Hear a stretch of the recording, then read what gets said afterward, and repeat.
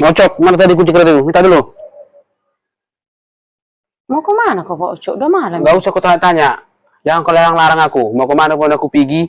Kau nggak punya hak mengatur aku. Aku ini kepala rumah tangga. Aku suamimu. Kau cuma istri. Jangan kau tanya aku. Suka aku mau kemana pergi. Jadi kalau nggak bisa kau kuatur, nggak bisa kau kusuruh, ngapain kau nikahi aku? Hidup aja kau sendiri maunya. Berbebas hidupmu. Aku punya hak lo melarangmu Pak Ucok. Udah aku bilang kau jangan pergi. Jangan pergi, aku bilang jangan. Kau temani aku di sini. Jangan kau pergi. Dengarkan omonganku. Dengarkan penjelasanku. Kenapa rupanya harus kudengarkan omonganmu? Kenapa kau harus kutemani di sini? Kutanya dulu kau mau Ucok. Kawan-kawanku di luar sana sudah menunggu aku.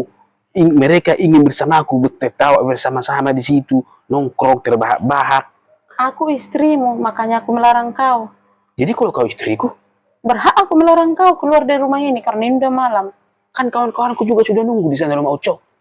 Tahu aku kawan-kawan menunggu di sana. Tapi aku bilang kau jangan pergi. Nggak usah kau melawan. Biar ku kasih tahu sama ya Pak Ucok. Kenapa kau aku larang pergi? Kenapa kau harus dengarkan aku?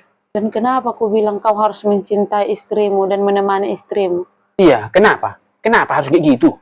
Karena bukan teman-temanmu yang di Lapo itu menemani kau di masa tuamu. Dan bukan juga anak-anakmu. Dan bahkan bukan juga orang tuamu atau sanak saudaramu yang kaya raya itu. Bukan. Tapi istrimu yang menemani kau saat masa tuamu atau saat kau sakit. Sebaik dan sekaya apapun teman-temanmu yang di Lapo itu, bahkan sanak saudaramu, bahkan anak-anakmu nantinya, bukan mereka yang menemani kamu di masa tuamu. Karena mereka semua punya kehidupan masing-masing, punya kehidupan sendiri-sendiri. Logikanya aku bilang sama Pak Ucok, nggak mungkin teman-temanmu itu atau sanak saudaramu bahkan anak-anakmu memikirkan dirimu. Pasti mereka memikirkan diri mereka masing-masing. Pasti mereka memikirkan keluarga mereka sendiri-sendiri. Bukan kau. Bahkan Pak Ucok, ini anak-anak kita ini sudah besar nanti akan meninggalkanmu. Karena mereka sudah punya kehidupan masing-masing. Punya kehidupan sendiri-sendiri. Ingat ya Pak Ucok, ku bilang samamu sekali lagi, teman-temanmu itu perlu di saat kalian senang saja. Apalagi kau di saat punya duit. Pasti mereka nyari kau. Coba kamu tidak punya apa-apa. Mereka tidak akan mencari kau. Tapi Pak Ucok, yang benar-benar ada di saat kau tua nanti, yang menemanimu saat kau tua, sakit, atau bahkan kemanapun keadaanmu, ini istrimu. Bukan teman-temanmu itu Pak Ucok. Bukan orang tuamu. Bukan sanak saudaramu. Bahkan bukan anak-anakmu. Makanya aku bilang tadi, kau dengarkan aku. Tapi sekarang, terserah kau lah Pak Ucok. Kalau kau mau pergi, pergilah.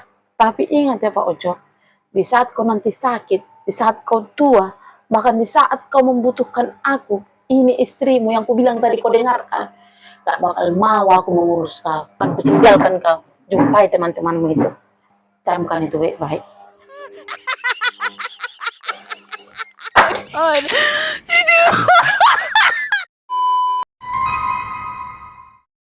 Nah Pak Ucok, sapukan dulu rumah ini. Aku masih banyak lagi kerjaanku loh. Mau masakkan untuk makan malam lagi aku. Sekalian nyuci. Kau ya Mak Ucok, suka kali kau nyuruh aku.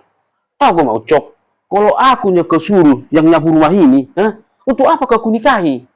Tujuanku menikahi kau Mak Ucok, supaya ada yang membersihkan rumah yang kutinggali, supaya ada yang menyuci bajuku, supaya ada yang memasakkan makanku.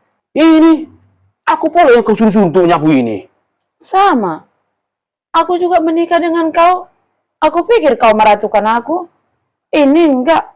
Kau jadikan aku babu. Dulu Pak Ucok, aku mau menikah dengan kau. Aku pikirnya kau mampu menafkahi aku. Tanpa kekurangan suatu apapun. Kau cari nafkah. Aku juga ikut kok cari nafkah. Dulu aku mau menikahi kau. Aku pikirnya kau jadikan aku jadi ratu di rumah ini. Tapi apa? Kau jadikan aku babu di rumah ini. Aku ikut cari nafkah. Tapi di dalam rumah ini, kau tidak mau mengerjakan apapun. Baik itu nyapu rumah atau nyucikan piring. Enggak. Mau kau limpahkan semua sama aku. Ya enggak mau lah aku. Dulu kupikir menikah itu supaya kita saling melengkapi. Saling pengertian. Saling tolong menolong. Buktinya, apa yang ku dapat? Jadi kau bodoh-bodohin aku. Kau bikin aku jadi bau di rumah ini dengan gratis tanpa dibayar. Kau duduk-duduk di sini sambil minum kopi, sambil ngerokok. Sementara aku di dapur sana, pontang-panting. Hah? Kok hebat kali kau jadi manusia? Bosan kau duduk-duduk di rumah ini? Engkol keretamu itu, pergi kau ke lapo sana minum-minum.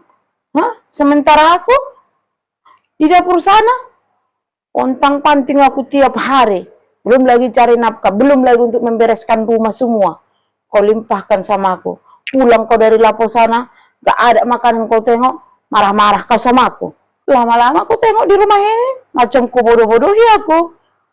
Hah? Jangan asap rumah ini. Aku juga biar masakkan nasi itu, biar makan kita. Jangan jadi aku semua kau libatkan, aku kau bedakan. Cari nafkah, kau cari nafkah, aku juga cari nafkah. Udah sampai pulang ke rumah ini, aku juga yang bolak-balik di rumah ini, pontang-panting saja jungkir balik di rumah ini tanpa ada istirahat pun. Coba itu sapukan, habis itu cucikan piring itu. Oh my god.